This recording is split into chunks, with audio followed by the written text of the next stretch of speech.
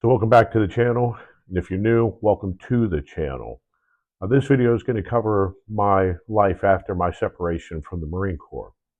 So while I was still in the Marine Corps and I was preparing to separate, I began to send out resumes to potential employers.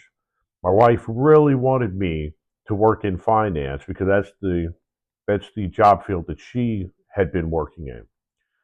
So I was contacted by a district manager of a financial institution who was married to a Marine, so she knew exactly what the work ethic and mindset of Marines was.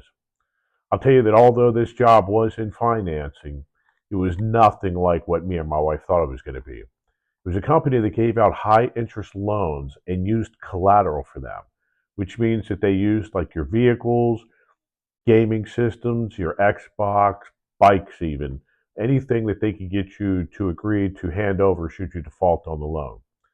So you not only acted as the loan officer, but you also acted as the collector and repossessor. Every day we had to make both collection calls and solicitation calls. Eventually, one day, I saw this deputy come into the office to pay on his loan, and he had a handful of money.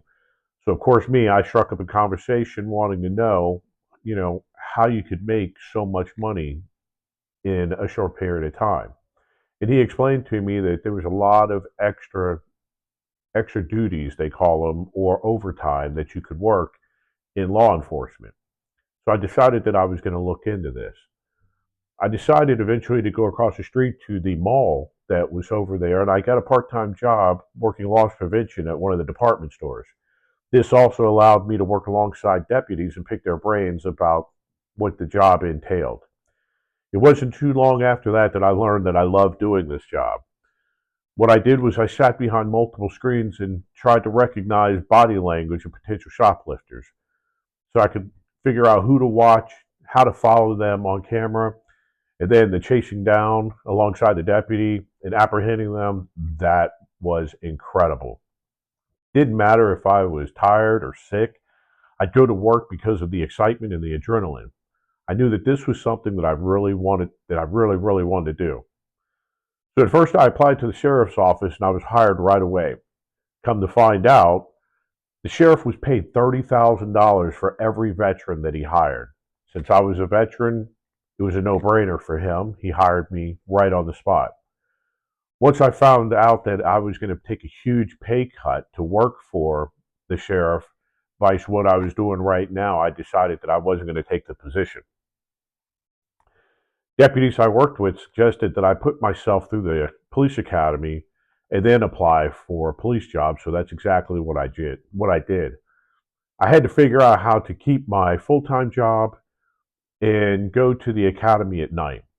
I worked it out with my district manager there so I could leave work an hour early each night, and then I would come in and open the office by myself and work for 5 hours on each Saturday and run the store by myself. I did this for about 6 months until I graduated. Now, back at this time, you would have anywhere from 300 to 600 people testing for 1 to 2 positions as a police officer.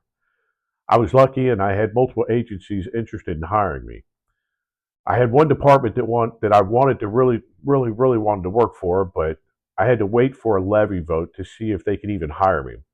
While I was waiting, I received another offer from another department, so I accepted that one.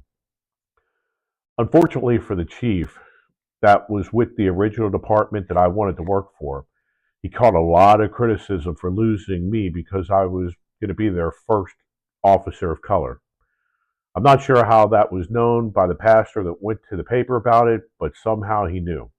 I felt bad and I reached out to the chief and I asked if he needed me to make some sort of statement about it since it was actually my choice and not his.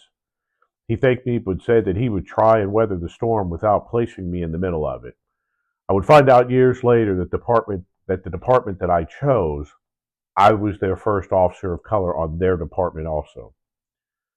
I started my career in law enforcement, and looking back on it, I wish I would have had a different mindset than what I did when I first came in. Remember that not only did I have a Marine background, but I was also taught in the academy that we should have a us versus them mentality. See, everything for me was black and white. Either you broke the law or you didn't. I had no sympathy, no empathy, and didn't care about your excuses of why you did what you did. I was a go. I was a go-getter. I worked hard, and I led the department in everything from traffic stops to arrests.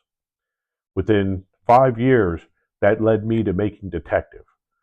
I was so excited to be a detective and to get to solve crimes that could not be solved. I was assigned to special investigations.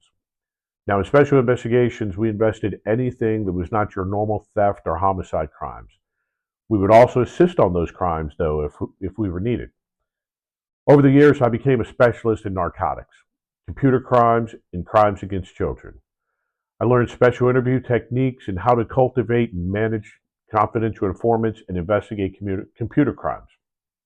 Eventually, I became a mobile device forensic examiner and analyst, which is really just a fancy name for someone who finds deleted stuff on your phone and computer devices and uses it as evidence. This was even more exciting to me because I got to use my brain and figure things out like a puzzle. During my time frame in investigating narcotics, I realized it really didn't matter what I did. The drugs continued to flow and people kept using them, and sometimes people would even die because of the drugs. I wanted to figure out a way to combat this differently. I came up with the bright idea to stop treating these people like criminals and start treating them like human beings. I began to sit and talk to them and find out why they got into the situation that they were actually in. Throughout talking to them, I learned that many of these individuals had just made bad choices at a party one night trying to fit in, have fun, or take advice from a friend that says, hey, you won't get addicted to this. There were some that ended up getting injured and that became addicted to pain meds. After taking the time to talk to these individuals and look at them and not down on them, I actually saw some success in people changing their lives and getting clean. It was difficult for some, but my view still didn't change on them, so they would eventually come around and continue to try. That's when I decided I wanted to try and attack it from a different angle. An opportunity became available to work in the schools, and I decided to take it. I'm not going to lie, I was seriously scared about working with kids, but I knew it was time to start a new chapter in my career, and I thought that this was the best way to do it. Next up is going to be my life as a school resource officer, my step after detectives. If you stuck around this long, I wanted to thank you for learning a little bit about me. If you have any questions whatsoever, leave them in the comments below, and we'll cover them in a future video. Remember, I believe in you, I have love for you, and until next time, have a beautiful day.